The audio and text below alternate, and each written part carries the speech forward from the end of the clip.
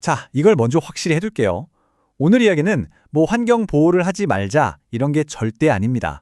오히려 그 반대예요. 정말 좋은 뜻을 가진 보존이라는 게 있잖아요. 근데 이게 어떻게 시스템 안으로 들어가면서 국가의 심장 같은 아주 중요한 기능들을 멈추게 만드는지 그 속을 한번 들여다보자는 거죠. 지금 보시는 이런 송전탑, 변전소, 그리고 거미줄처럼 쫙 얽혀있는 전력망.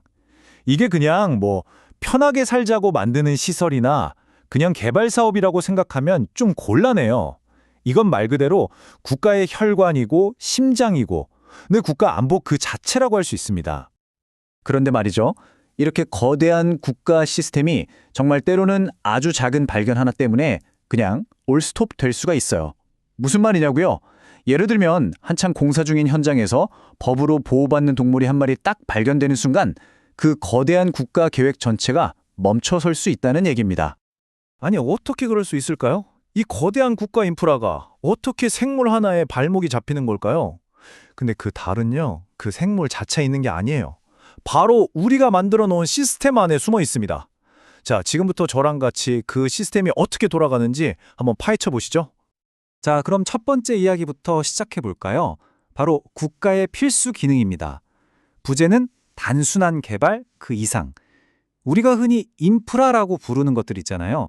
이게 왜 그냥 건물 짓고 다리 놓는 그런 사업이 아니라 말 그대로 국가의 생존이 걸린 문제인지 그 의미부터 한번 짚고 넘어가야 합니다.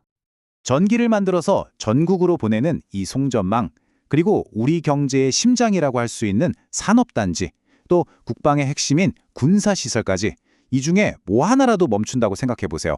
국가 전체가 흔들릴 수 있는 그런 핵심 기능들이죠. 특히 우리처럼 분단이라는 특수한 상황에 있는 나라에서는요, 이런 인프라가 단순히 편리함을 위한 시설이 아니에요. 이건 정말 말 그대로 국가를 유지시키는 생명선이나 마찬가지입니다. 자, 두 번째 주제입니다. 예상치 못한 정지 버튼. 어떻게 작은 계기가 이렇게 큰 멈춤을 만들어낼까요? 방금 말한 이 국가의 생명선 같은 기능을 순식간에 그냥 멈춰 세워버리는 아주 강력하면서도 우리가 예상치 못한 정지 버튼은 대체 뭘까요?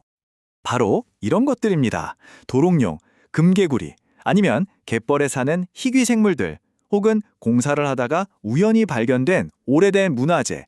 네, 이런 발견 하나하나가 거대한 국가 프로젝트를 그 자리에서 딱 멈춰 세우는 아주 강력한 정지 버튼이 될 수 있다는 거죠. 바로 이 지점이 정말 재밌어요. 잘 들어보세요. 진짜 문제는 도롱뇽이나 문화재 그 자체가 아니라는 거예요. 핵심은 뭐냐면 이거 보호해야겠다라는 필요성이 딱 발견되는 그 순간, 그게 곧바로 사업 전체를 멈춰 세울 수 있는 엄청난 권한으로 작동하는 바로 그 시스템에 있다는 겁니다.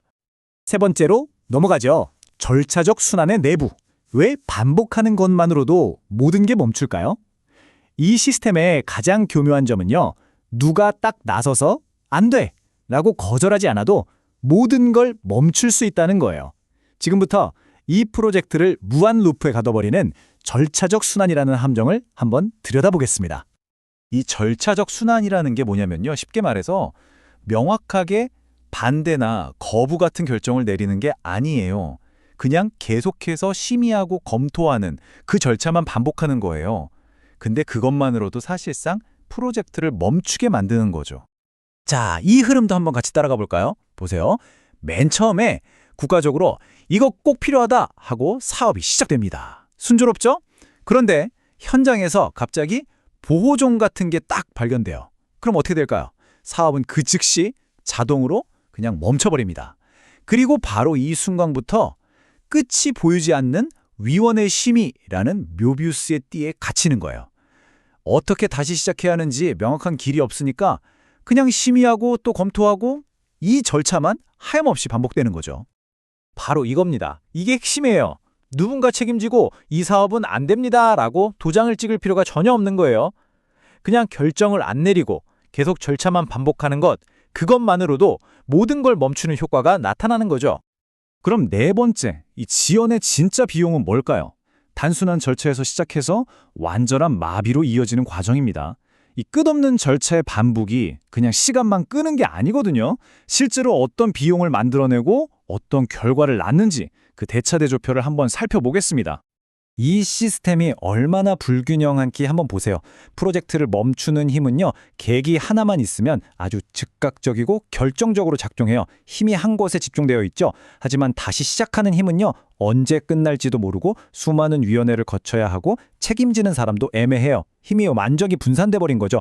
멈추긴 쉬운데 다시 움직이기는 너무 어려운 구조입니다. 그럼 이 순환이 계속되면 어떻게 될까요? 결과는 뭐 뻔하죠. 위원회는 자꾸자꾸 늘어나고 누가 책임자인지는 점점 더 알 수 없게 됩니다. 사업을 언제 다시 시작할 수 있을지는 아무도 모르고 그 시간 동안 돈은 돈대로, 시간은 시간대로 막대한 손실만 계속 쌓여가는 악순환이 생기는 겁니다. 결국 이 모든 행정적인 지연, 시간 낭비는 우리가 맨 처음에 이야기했던 바로 그 지점으로 돌아오게 됩니다. 바로 국가 안보의 문제로 말이죠. 특히 전력망 같은 핵심 인프라가 이렇게 늦어진다는 건 곧바로 안보에 구멍이 생긴다는 걸 의미할 수도 있거든요. 자, 그럼 마지막으로 5번째입니다. 멈추지 않고 지키는 법. 이건 우리 같은 현대 국가에게 던지는 마지막 질문이기도 합니다. 개발이냐 보존이냐 이런 낡은 이분법 말고요. 혹시 둘 다를 가능하게 하는 더 나은 시스템을 우리가 설계할 수는 없을까요? 바로 이겁니다. 이게 우리가 마주한 진짜 질문이죠. 우리의 소중한 유산을 지키는 동시에 국가의 심장이 멈추지 않도록 하는 시스템. 그런 현명한 국가 운영, 과연 가능할까요? 이건 단순히 선택의 문제가 아니라 어쩌면 생존의 문제일지도 모릅니다. 보존은 그 자체로 정말 중요하고 소중한 목적이 되어야 합니다. 하지만 그것이 국가의 심장을 멈추게 하는 수단으로 쓰여서는 안 되겠죠. 어떻게 지혜롭게 지키면서 또 어떻게 앞으로 나아갈 것인가, 그 균형점을 찾는 것이 바로 우리에게 남겨진 숙제일 겁니다.